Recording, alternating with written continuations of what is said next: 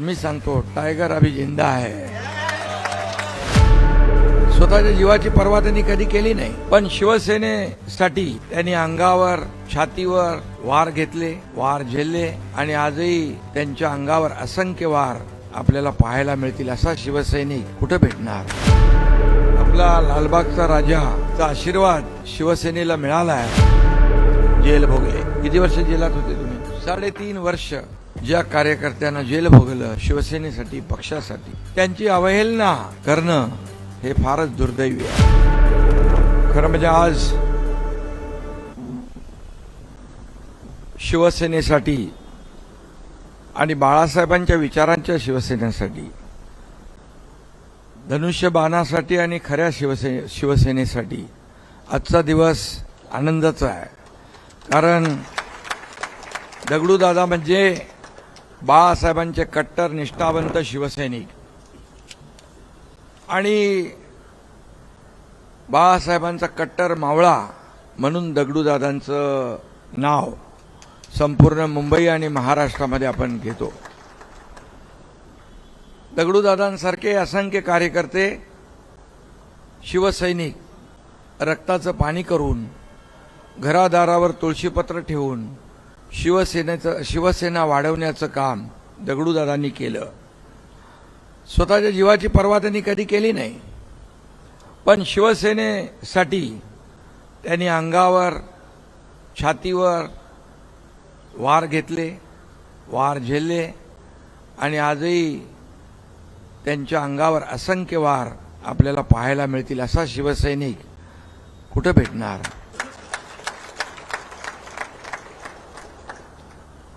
आणि म्हणून मी मगाशी म्हणालो की आजचा दिवस, कारण दगडूदादा एक ज्येष्ठ शिवसैनिक आहेत.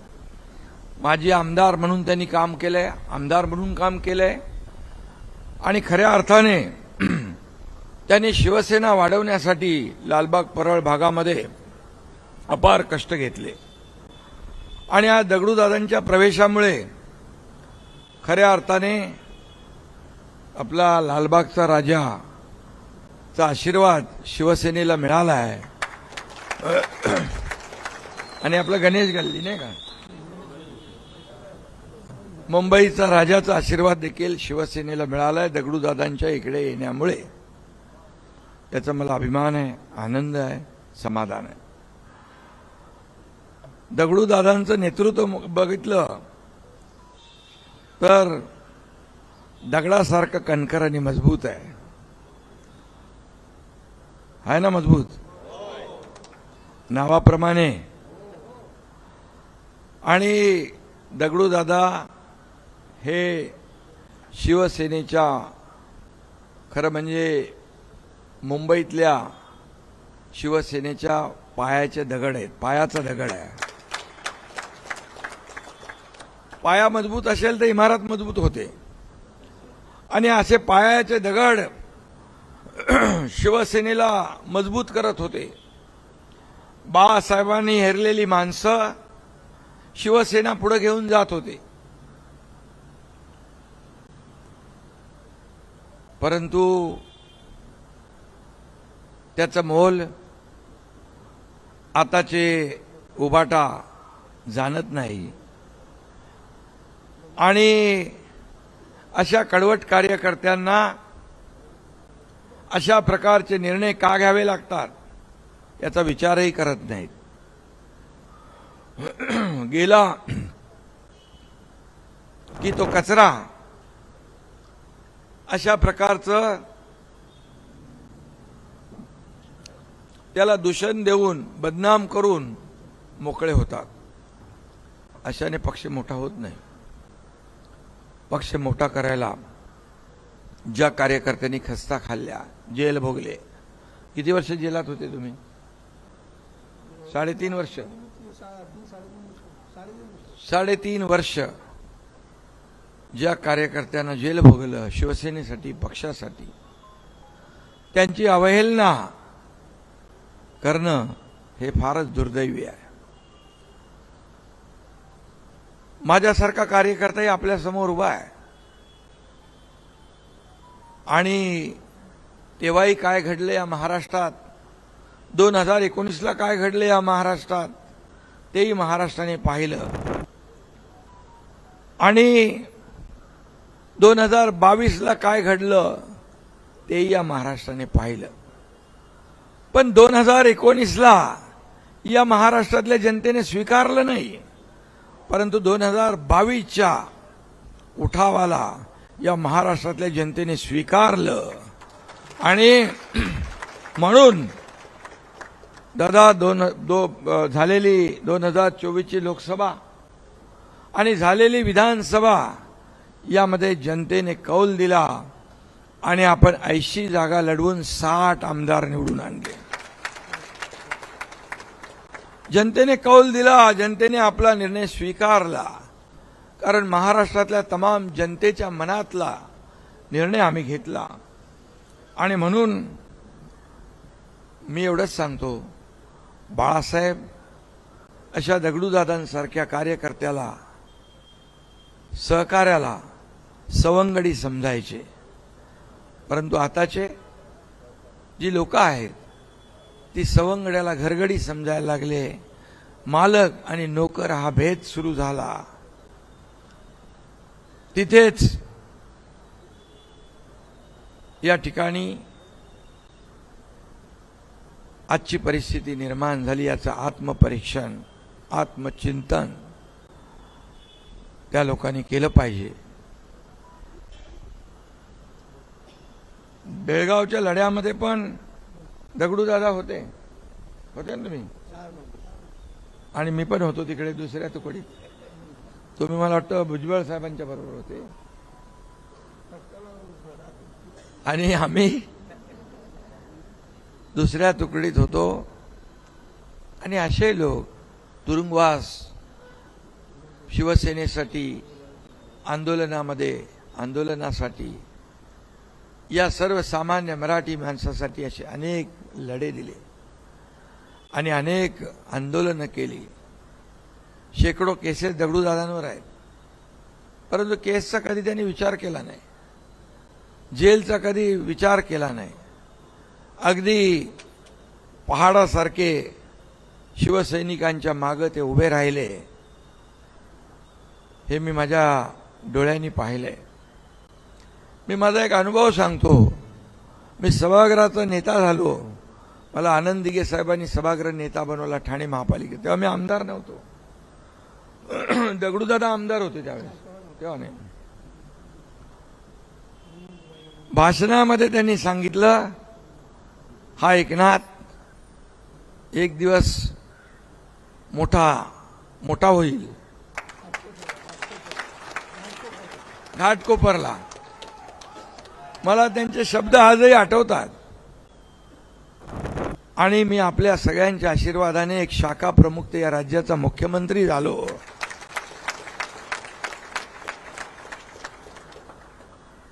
हे कष्ट, मेहनत, जिद्द आणि शिवसेना वाढवण्याचं जे काय वेळ या सगळ्यातून होत असतं. आज देखील मुंबईतले पण लोक आलेत आणि गावाकडचे लोक जे दगडूदादांवर प्रेम करतात तेही आले. आणि म्हणून मुंबईतला मराठी माणूस मुंबई महाराष्ट्रापासून तोडणार, या सगळ्या गोष्टी आता सुरू होऊ लागलेल्या आहेत. हे दरवेळेचं निवडणुका आल्या की ह्या सगळ्या विषय होत असतात.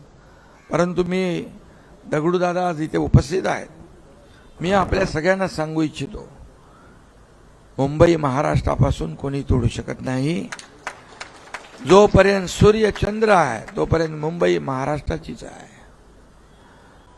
आणि मराठी माणसाला ताठ मानेने जगण्यासाठी बाळासाहेबांनी शिवसेना स्थापन केली. आणि बाळासाहेबांच्या विचारात आम्ही पुढे घेऊन चाललोय.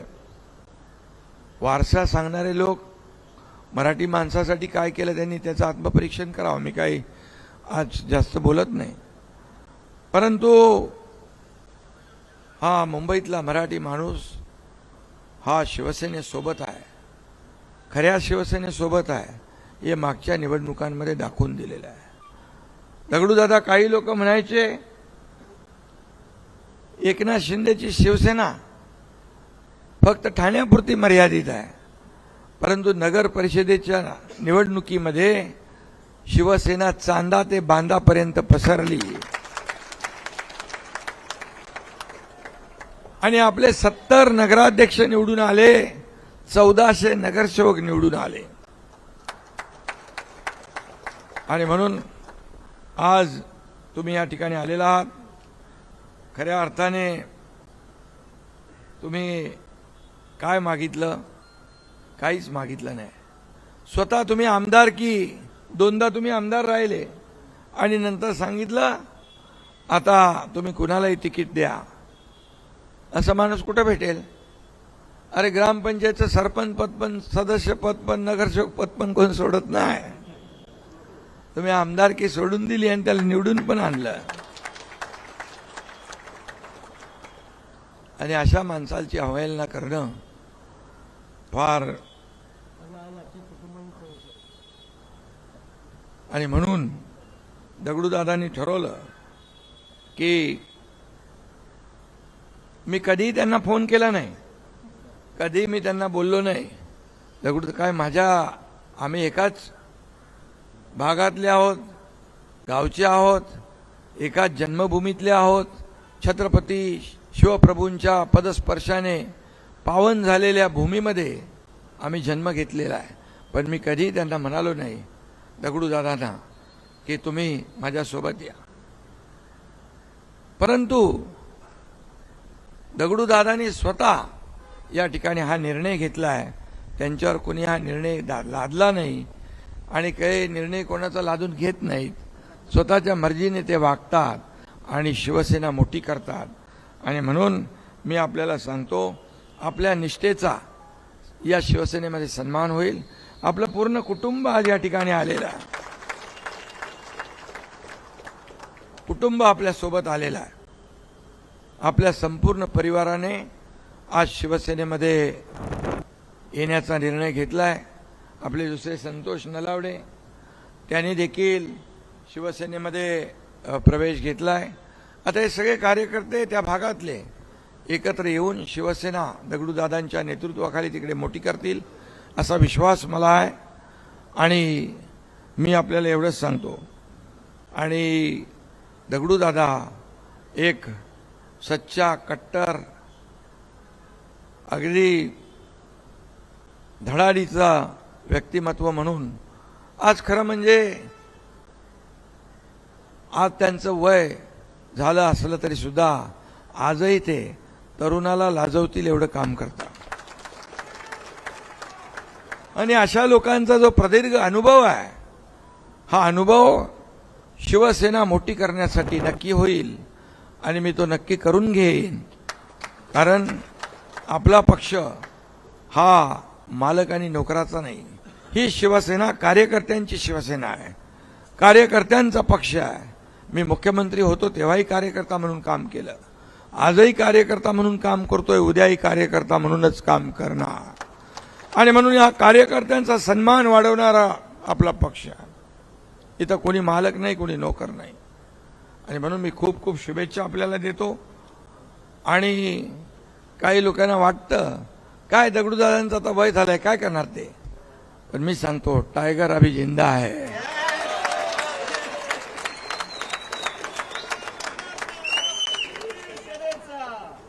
और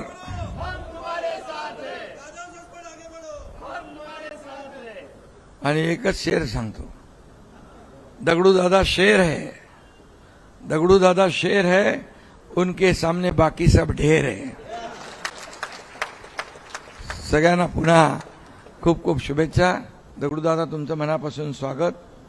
तुम्ही जे भावना व्यक्त केल्या त्याच भावना 2022 साली माझ्या मनामध्ये होत्या.